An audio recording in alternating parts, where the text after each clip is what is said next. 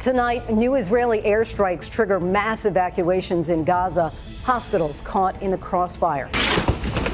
Palestinian health officials accuse Israel of hitting hospitals in Gaza City, including the city's largest hospital complex. People huddled under tents in parking lots. Israel accuses Hamas of using civilians as human shields. Tonight, the first signs of the U.S. publicly criticizing the Israeli military. Secretary of State Antony Blinken says far too many Palestinians have been killed. American diplomats in the region with a warning for the Biden administration. Matt Gutman is in Israel. President Biden announces a high-stakes summit with China's President Xi just days from now, and the administration warns government employees of another possible shutdown in a week. Here in New York, the news breaking late today, the FBI seizing cell phones and an iPad belonging to New York City Mayor Eric Adams. It's part of the investigation into his top fundraiser. Tonight, the mayor's response. The January 6th suspect on the run for nearly 2 days, surrendering to police. Former Arizona Senator Martha McSally, America's first female combat pilot, reveals she was sexually assaulted while jogging in Iowa. Authorities say surveillance video shows the suspect moments before the attack, how she fought back. The son of a former famous Hollywood agent and producer now under arrest, facing charges in a gruesome murder. The suspect's wife and in-laws all reported missing. A major blow to the undefeated University of Michigan football team. The scandal now barring head coach Jim Harbaugh from the sidelines for the rest of the regular season. And honoring America's veterans, the ABC News special, 17 years after a devastating roadside bomb nearly took his life, our Bob Woodruff returns to Iraq. From ABC News World Headquarters in New York, this is World News Tonight with David Muir. Good evening, everyone. Thanks so much for joining us on this Friday. I'm Lindsay Davis in for David. We begin with the war between Israel and Hamas. Tonight, Gaza's hospitals are at the center of the fight. And amid the mounting civilian toll, American diplomats in the region are warning the Biden administration of the growing fury in the Arab world. Explosions shaking the refugee encampment in the parking lot of a hospital in Gaza. Palestinian officials blame Israel. Israel accuses Hamas of using civilians as human shields. Gaza's hospitals are increasingly unable to provide the most basic of care. The death toll now more than 11,000. A mass exodus of Palestinians now on the move, leaving northern Gaza, heading south, most on foot, most with no place to go. And Secretary of State Antony Blinken expressing concern, saying far too many Palestinians have been killed. Meantime, the urgent negotiations underway for the 239 hostages caught in the middle. ABC's Matt Gutman leads us off tonight from Israel.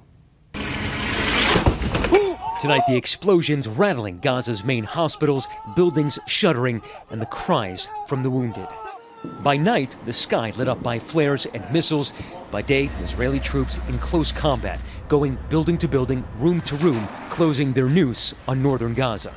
The hospital's main parking lots now housing tents filled with people. The hallways crammed with refugees, gurneys bearing the wounded lining the corridors. Today, an explosion at Gaza's main hospital, Al-Shifa. This girl screaming, "Why, God, why?"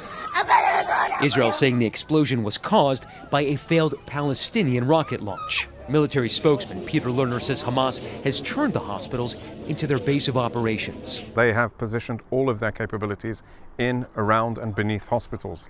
But there are thousands of patients who are wounded, some of them very severely, who cannot be moved. They can be moved. There are ambulance services that are up and running. It's a matter of deciding to move them. But one of Al-Shifa's top doctors telling me it can't be done. What would happen if you did have to evacuate all the people who still remain? If you say evacuate the patients, it means you want me to kill at least 100 patients at 1 second. Tonight, with the Hamas-run health ministry saying the death toll is over 11,000, the strongest criticism yet by the U.S. of Israel's handling of the war against Hamas. Far too many Palestinians have been killed. Far too many have suffered.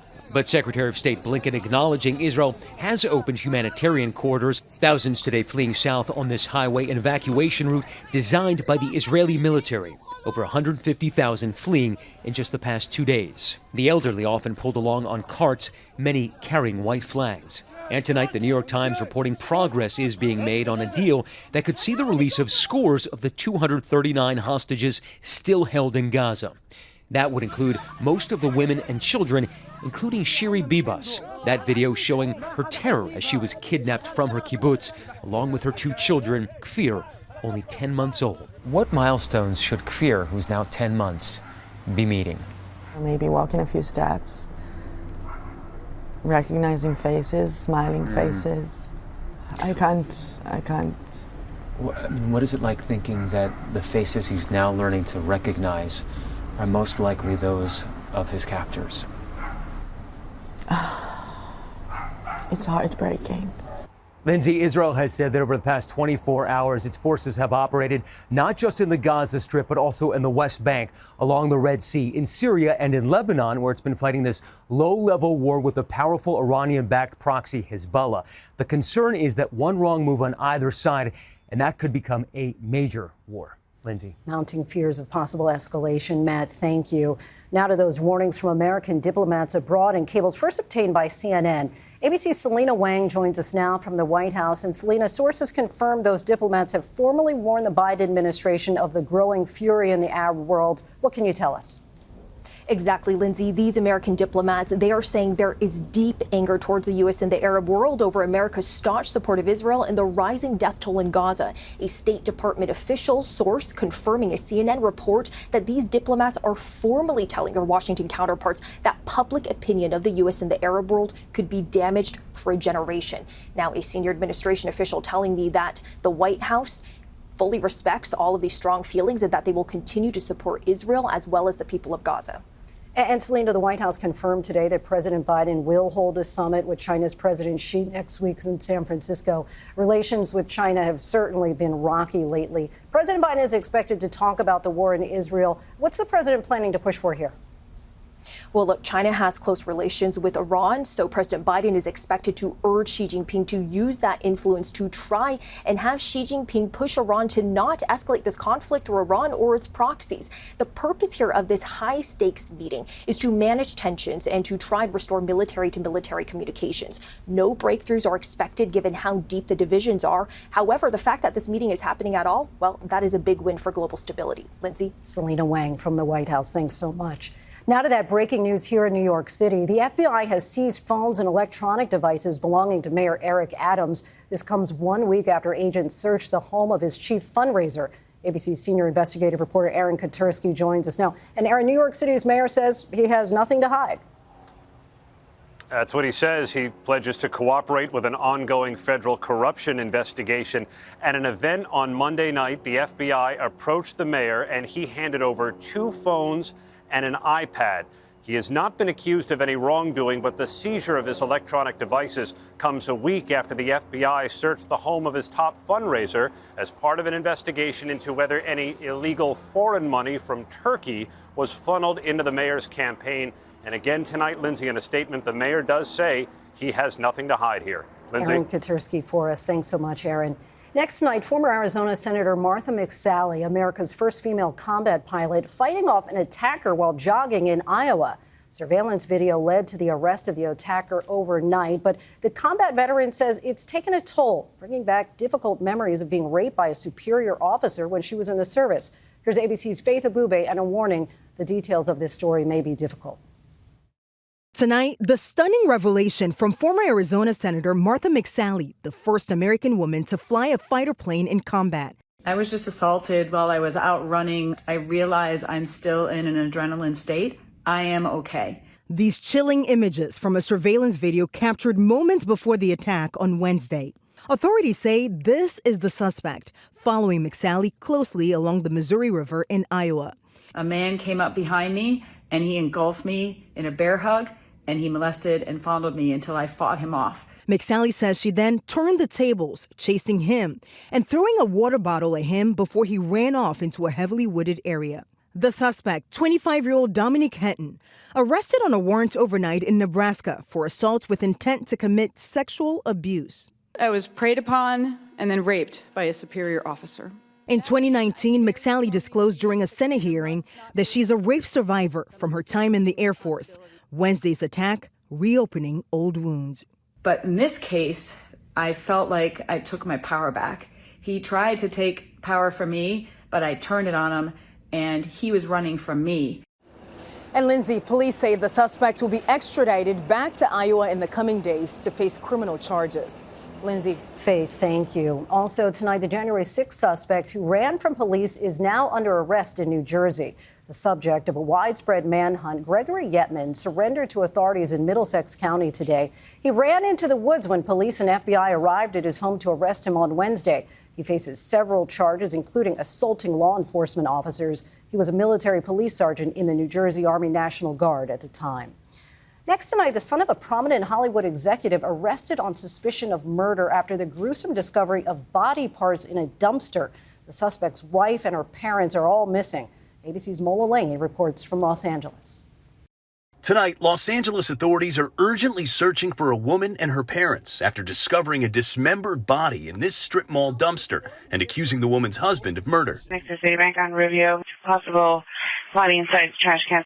Early Wednesday morning, police called to that strip mall, finding the remains inside a plastic bag. A dismembered female body was located. It's basically just a torso, a female torso.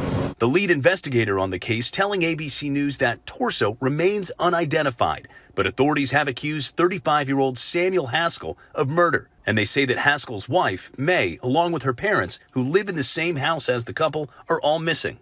Police say they traced the suspect using surveillance video from that strip mall and from a separate 911 call reporting suspicious bags outside his home. Here in the house, once officers made entry, what was discovered was evidence of a crime, including some blood evidence. The suspect is the son of Sam Haskell Sr., the former CEO of Miss America and an ex-Hollywood agent who represented stars like George Clooney and Dolly Parton. Tonight, the family's shocked neighbors left fearing the worst. Today, I was crying, thinking how I'm probably never going to see her or her parents. It's a really sad thought to me.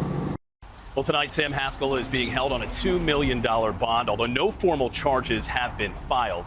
Sam Haskell and his wife have 3 elementary school-aged children together who are now in the care of other family, Lindsay. Really disturbing story there, Mola. Thank you. Next to the border and the fight to keep fentanyl out of this country, our Mireya Villarreal went to the Arizona-Mexico border where half of all fentanyl seizures happen and where border officials say they need more funding from Congress to keep up the fight. Tonight at the Mariposa port of entry in Nogales, Arizona, a rare look at the fight to stop the river of fentanyl flowing into the country. This is a vehicle where we found a load. Less than an hour after we arrive, agents using this high-tech x-ray machine make a bust, finding more than 20 pounds of fentanyl pills, heroin, and meth hidden in a spare tire. In November, right here, we seized almost 300 pounds of fentanyl. That's in anything from gas tanks to quarter panels to on people. Fentanyl is 50 times more potent than heroin, and synthetic opioids like illegally manufactured fentanyl took 72,000 lives last year. Just this week, officials in Massachusetts announcing more than 200 pounds of fentanyl seized from a single home, including 20 pounds of pink heart-shaped pills designed to look like Valentine's candy. Customs and Border Protection seizing more than 27,000 pounds of fentanyl over 12 months, nearly double the amount from a year earlier. But it just keeps coming. Is the headline here, we are struggling in this fight against fentanyl? The headline here is we need additional resources to continue our fight against fentanyl. Lindsay, the commissioner tells me they're asking for $14 billion for border security, but Republicans say that is an absolute non-starter unless the money can absolutely be tied to a policy that ensures a decrease in illegal immigration. And that's not easy. Lindsay? Mireya, thank you. And tonight, the showdown on Capitol Hill with government funding running out in just 7 days. New House Speaker Mike Johnson is expected to introduce a spending bill tomorrow. But if it includes Republican policies on the border, abortion, or IRS funding, it would go nowhere in the Senate. The White House is telling federal agencies to prepare for a shutdown and warning more than 3 million federal employees, including members of the military, they could have to go without pay. When we come back, a major blow to the undefeated University of Michigan football team. Head coach Jim Harbaugh banned from the sidelines for the rest of the regular season. And America's salute to its veterans, the special surprise at an elementary school. Tonight, the Big Ten is coming down hard on the undefeated University of Michigan football team. Head coach Jim Harbaugh is now banned from the sidelines for the rest of the regular season as part of the sign-stealing investigation.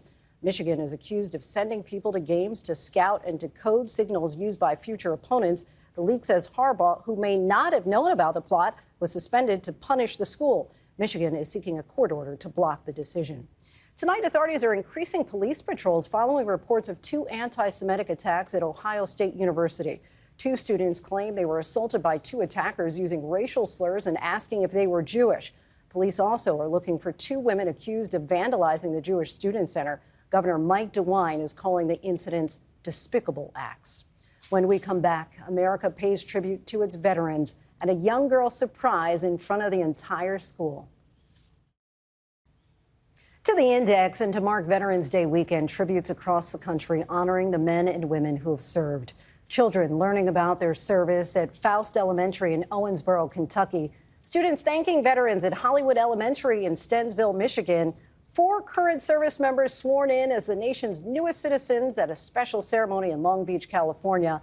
And a special Veterans Day surprise at Carolina Forest Elementary School. The moment Kayla sees her dad, Gerard, just back from his deployment overseas. Gotta love that. And when we come back, our Bob Woodruff returns to Iraq, completing the assignment he started 17 years ago. ABC World News Tonight with David Muir, sponsored by the Chase Ink Business Premier Card. Finally, on this Veterans Day, Bob Woodruff's powerful return to Iraq, finishing the assignment that 17 years ago changed his life. You excited for tonight? Oh my God, this is gonna be rock and roll. Bruce, thanks for that, man. Awesome. Thank you. I can't thank you enough for it. I love being here. It's been great. I'm thinking about go back to Iraq. Really? Because it's been a while, let's put it that way, since I was hit there. I know you've had such an experience there that it's got to resonate very deeply with your whole life now. It took me a long time to realize that I'm going to have to be a different human. ABC's Bob Woodruff. Bob Woodruff. Bob Woodruff. Bob Woodruff. After the blast hit. Very seriously injured. Their convoy was hit by an IED. When I woke up, I couldn't remember the name Iraq, but now it's in my mind all the time. Iraq. This has always been unfinished business for Bob. I wish you luck anyway. Love you. You want to go back there partly to see what's happening in the country, but also kind of get rid of this guilt from your soul. My son Mac is now a cameraman. He's going to be heading to Iraq with me, documenting the journey. It's not going to be easy, emotionally. Bob needs to do this, and I'm okay with that. I think we did this 20 years ago. All right, girl. I always wanted to somehow finish this assignment, and so now's the time. All right, so let's head up there, huh? Let's head up now.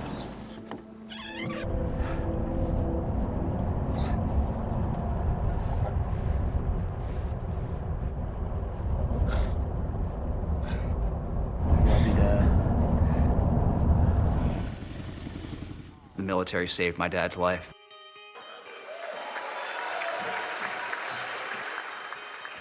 Over the past 17 years, we've invested more than $150 million to care for our veterans through the Bob Woodruff Foundation. Ladies and gentlemen, Bruce Springsteen. In part through our big fundraiser, Stand Up for Heroes. Straight at her and she looks straight back. It's important to never forget those who sacrificed themselves and served the country. Our friend and colleague Bob Woodruff joins us now. Bob, it's a rather emotional hour. You share your recovery along with the amazing work that you and your wife Lee have been able to accomplish through the Bob Woodruff Foundation. It's really so inspiring. You know, I hope it's inspiring. I mean, one, of course, is just to go back there with my son who's been wanting to go back to Iraq, and for me to go back and see that place where we're hit and our lives changed in an instant. But I also want to make sure that people know that what the veterans need, those who have served in the countries. And the sad thing is, you've reported all tonight, you know, there are so many wars that are still there. They have not gone away. So I just want to make sure that it's inspirational that way. I think it is. Bob, our thanks to you and to all the soldiers and veterans on this Veterans Day. After the blast, The Will to Survive airs on ABC tonight at 8 Eastern, streaming on Hulu tomorrow. Thanks so much for watching. I'm Lindsay Davis. For David and all of us here, good night. Thank you for making World News Tonight with David Muir, America's most watched newscast.